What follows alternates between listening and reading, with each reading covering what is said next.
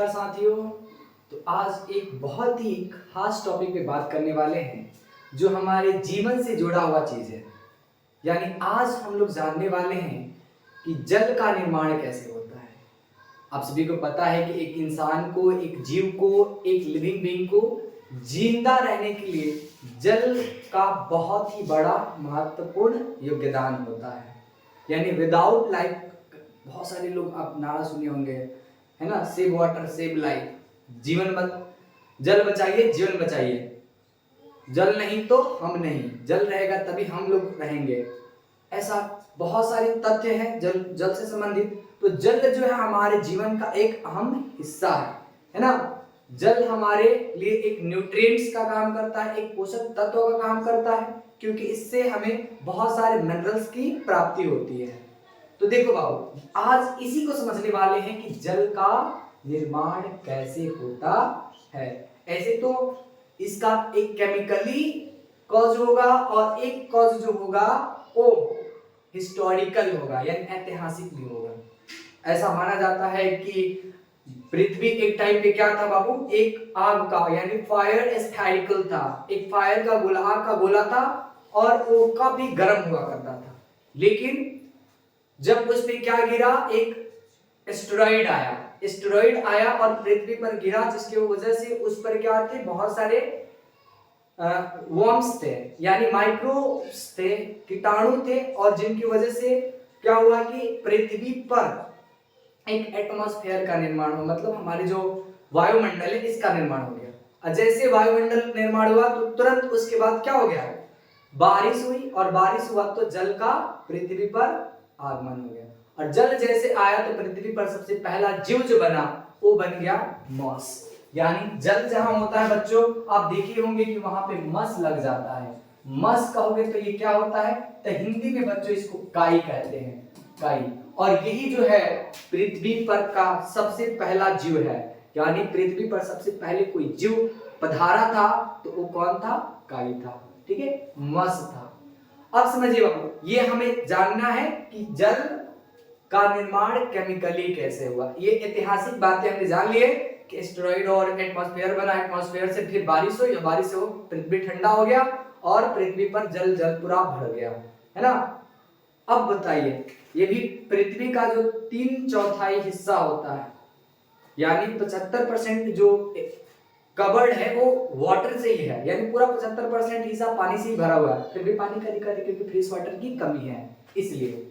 तो देखो बाबू, हम जानने वाले हैं कि आखिर ये जल बनता कैसे है, जो आप सुबह उठकर पर डे पीते हैं। क्या आपने कभी सोचा है कि वो जल बनता कैसे है? तो देखो बाबू, वो 2 तत्व से मिलकर बनता है, जिसमें पहला तत्व जो होता है बाबू वो होता है हमारा हाइड्रोजन। पहला तत्व बाबू हाइड्रोजन होता है, हाइड्रोजन। और दूसरा तत्व जो होता है, एलिमेंट जो होता है बाबू, वो होता है ऑक्सीजन।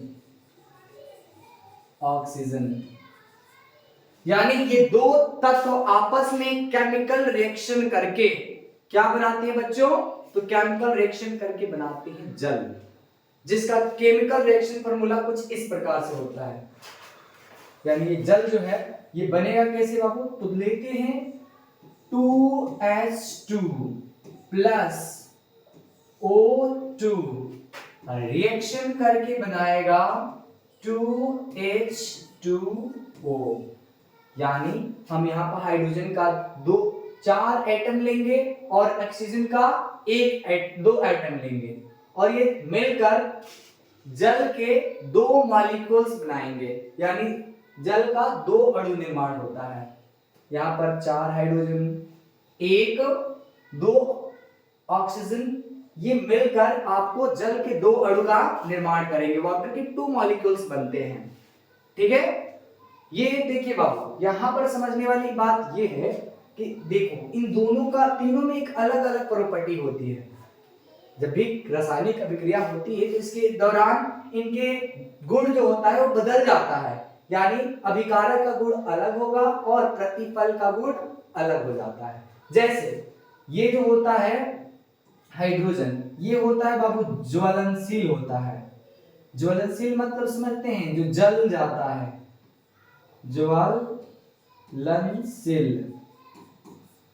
ज्वलनशील होता है, जबकि ऑक्सीजन जो होता है अज्वलनशील होता है।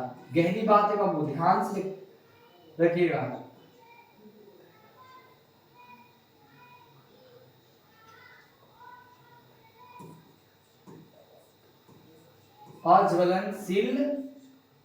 अज्वलनशील होता है, मतलब ये फ्लेमेबल होता है और ये इनफ्लेमेबल होता है। ये यानी जलता नहीं है बल्कि जलने में सहायता करता है, सहायता करेगा। देखो बाबू ये गुण याद रखना, ज्वलन खुद जल जाता है, खुद जलता है। हाइड्रोजन जो होता है बाबू खुद ही जल जाता है, जबकि ऑक्सीजन जो होता है ये अगुआ है, कचरा, ये खुद नहीं जलता है, एजेंट है, क्या करेगा बल्कि आग लगाने में का काम करता है, आग को जलने में मदद करता है। जितने आग जलता है उसको और ही लहकाता है, जल भाई जल, पूरा जलाने में इसको मदद करेगा। तो हाइड्रोजन का प्रॉपर्टी ये होता है कि ये ज्वलनशील होते हैं, जबकि ऑक्सीजन का प्रॉपर्टी होता है कि वो अज्वलनशील होता है, खुद नहीं जलता बल्कि जलने में मदद करता है। लेकिन इन दोनों के मिलने से, इन दोनों के संयोग करने से जो नया पदार्थ बन रहा है जिसको हम लोग बाबू बोलते हैं जल, यानी H2O। ये H2O जो है जल है, और ये जल का गुण होता है बाबू ये आग को बुझा देता है, आग को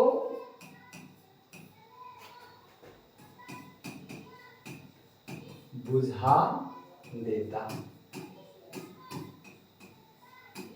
आग को बुझा देता है। तो यहां पर ये चीज आपको समझ में आ गया कि क्या होता है, हाइड्रोजन ज्वलनशील यानी खुद ही जल जाएगा, जबकि ऑक्सीजन जलेगा नहीं, अज्वलनशील होता है क्योंकि बल्कि जलने में सहायता करता है और जल आग को बुझा देता है।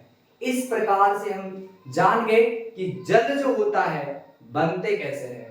जो पानी आप प्रतिदिन पीते हैं उसमें कौन कौन से तत्व हैं ये आपको समझ में आ गया होगा। यानी इसके अंदर कौन कौन से तत्व है बाबू, तो पहला तत्व हाइड्रोजन है, दूसरा तत्व ऑक्सीजन है, और इनसे मिलकर ये जो जल बनता है, जिसका जल का सूत्र बाबू हम कभी भी बताते हैं तो H2O बताते हैं, H2O। ठीक है, ये जल का सूत्र हो गया, वाटर का केमिकल फॉर्मूला हो गया। ठीक है, तो आज आपको ये पूरी डिटेल पता चल गई कि जो जल होते हैं इसका केमिकल रिएक्शन फॉर्मूला क्या होता है, जल का केमिकल फॉर्मूला कैसे लिखी जाती है, तमाम चीजें। आज की वीडियो में इतना ही, दैट्स ऑल।